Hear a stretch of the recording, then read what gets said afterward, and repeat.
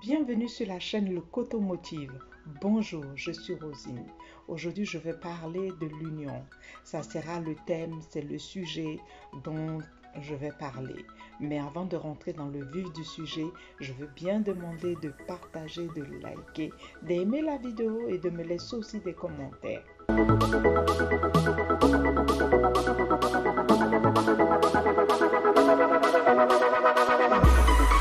L'union.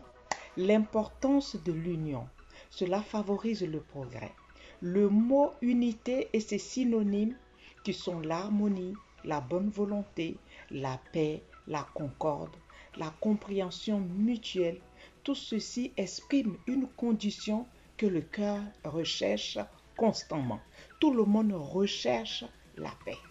Tout le monde recherche ce sentiment-là de l'harmonie, d'être ensemble pour pouvoir réaliser tel ou tel projet. Mais est-ce que c'est véritablement le cas aujourd'hui? L'union fait défaut dans certains endroits, dans certaines familles, dans certains lieux et dans certaines sociétés et même dans certains pays. Aujourd'hui, nous regardons vraiment par moments sans force et sans rien dire et plein de choses qui se passent dans ce monde, que ce soit dans les familles, que ce soit au sein de la société. Des fois, l'union, c'est un peu compliqué.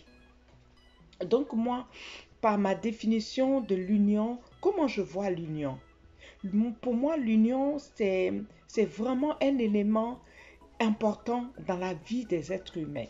C'est par l'union qu'on peut avancer. Parce que dans cette union-là, comme je viens de le décrire dans cette définition, il y a l'harmonie, il y a la paix, il y a aussi cette concorde-là, il y a cette compréhension mutuelle.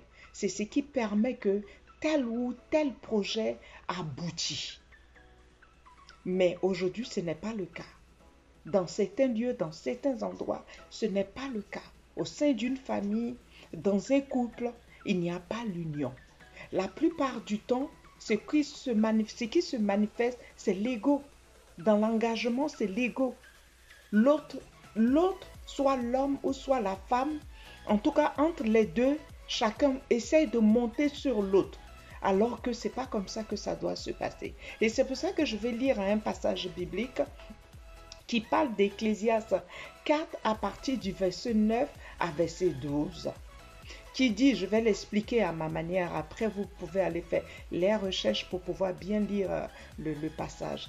Le passage d'Ecclésiaste dit, Ecclésiaste 4 à partir du verset 9 jusqu'à verset 12 dit que quand deux personnes sont ensemble, qui travaillent, ils ont un bon salaire. Il dit que quand deux personnes sont ensemble, quand l'un tombe, l'autre peut relever l'autre. Et dans la même partie, jusqu'au verset 12 aussi, le livre d'Ecclésiaste dit aussi que trois brins de fil, ça forme une corde. Lorsque ça forme une corde, cette corde-là, elle ne peut pas se casser facilement. Et cela symbolise l'union. Donc, ce qui veut dire quelque part, l'union, c'est une force. L'union, c'est une puissance. C'est vraiment très important d'être unis pour faire tel projet, pour réaliser telle action. Tout cela a besoin de cette compréhension mutuelle, d'exprimer constamment cela. Mais ce n'est pas évident. Dans certaines familles, ce n'est pas du tout évident. L'union a carrément disparu. L'union a perdu son sens dans certaines familles, dans certains lieux, que ce soit dans des sociétés. L'union a perdu complètement sa valeur. L'union a perdu son sens d'exister.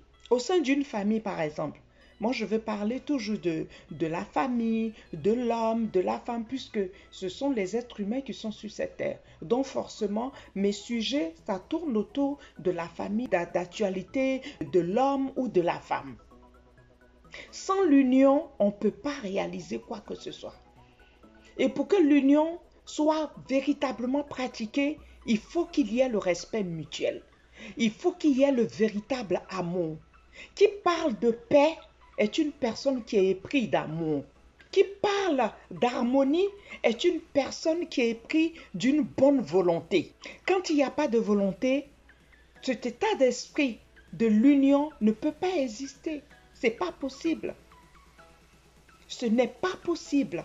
Et c'est tout cela qui rend quelquefois la réalisation de certains projets difficiles, compliqués. Je vais donner un exemple, par exemple, d'une personne, d'une femme, par exemple, qui veut venir en aide à ses parents.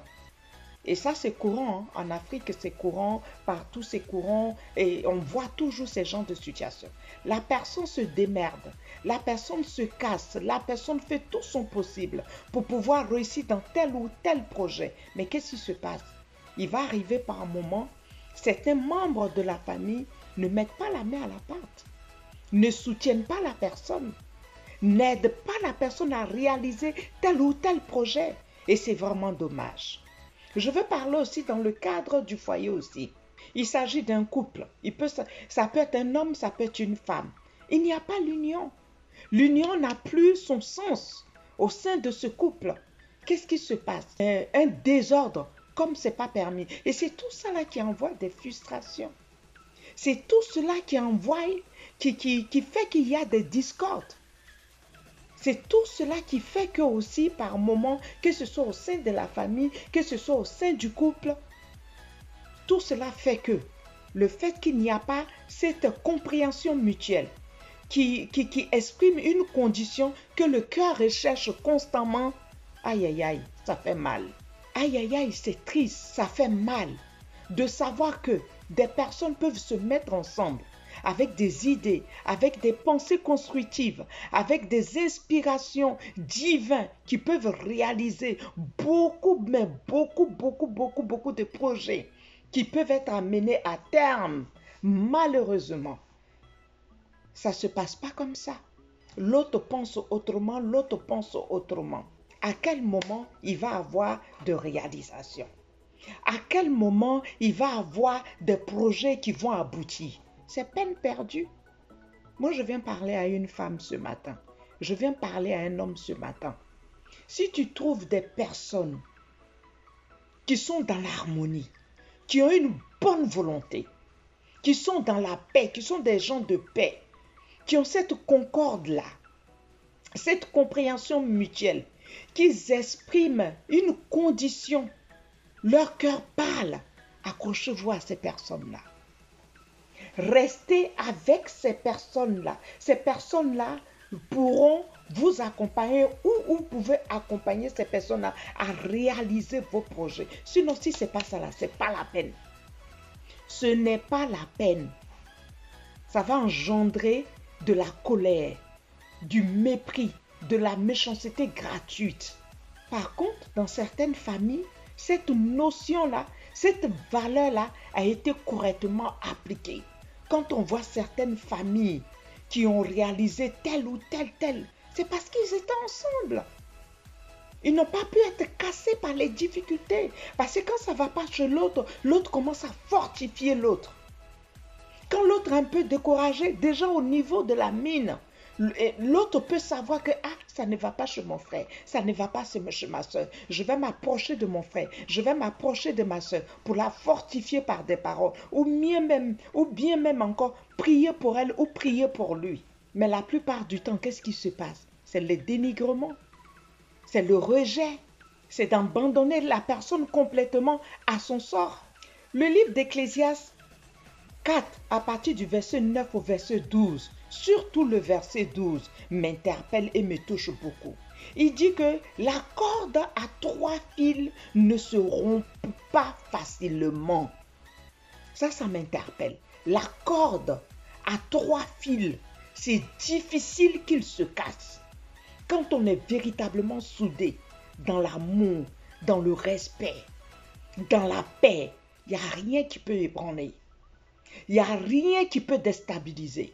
Il n'y a rien qui peut déranger. Quand on a l'amour de l'un et l'autre, en tant que frère et sœur, en tant que mari et femme, c'est trop solide. Par manque d'union, il y a des familles qui ont été brisées. Par manque d'union, il y a des foyers qui sont partis en cacahuète. Par manque d'union, Il y a des pères et les enfants qui sont séparés à queue de poisson. Et c'est vraiment triste et c'est vraiment malheureux. L'orgueil va rentrer dedans. L'esprit de grandeur va rentrer dedans. Les méchancetés gratuites vont rentrer dedans. À qui cela, ça profite? Ça profite à qui? Sinon que cela apporte que le malheur au niveau de la famille, ou au niveau du couple, ou au niveau de la société. Moi, je viens parler à une femme et un homme. Si tu trouves des personnes qui sont épris de paix, qui sont épris de bonne volonté, qui ont un cœur qui recherche constamment l'union, qui favorise le progrès, rattache-toi à ces personnes. Dans la famille, tu as un frère ou bien tu as une sœur qui est épris de ces valeurs-là, rattache-toi à ton frère ou à ta sœur. Tu es dans le foyer, tu as ton mari ou bien tu as ta femme qui est vraiment épris de ce sentiment, de cette valeur, de cette richesse-là. Ne laisse pas ta femme, ne laisse pas ton mari. Parce qu'ensemble, vous devenez forts. Ensemble, vous pouvez bâtir un pays, vous pouvez bâtir une nation, vous pouvez bâtir beaucoup de choses. L'union, c'est une puissance. La raison pour laquelle c'est difficile, c'est pas évident. Il faut tout faire pour pouvoir garder l'union. Parce que c'est au sein de l'union que les réalisations, il y a le progrès, il y a la réussite. Avec tel enfant, avec tel frère, avec telle soeur, avec tel mari. L'union de la force. C'est pour cela que l'ennemi viendra toujours par des mauvaises pensées, par des mauvaises idées, juste pour briser cette harmonie-là, pour briser ce lien-là, pour détruire cette belle édifice. Qu'on n'en arrive pas là. Parce que ça n'a pas de sens, tout simplement. De vivre sans union, de vivre sans cette harmonie-là, ça n'a pas de sens. Et bien voilà. Ma vidéo touche à sa fin. Je vous demande de partager, de liker, afin que vraiment il y ait une prise de conscience concernant les véritables unions dont l'importance favorise le progrès. Je vous dis à très bientôt.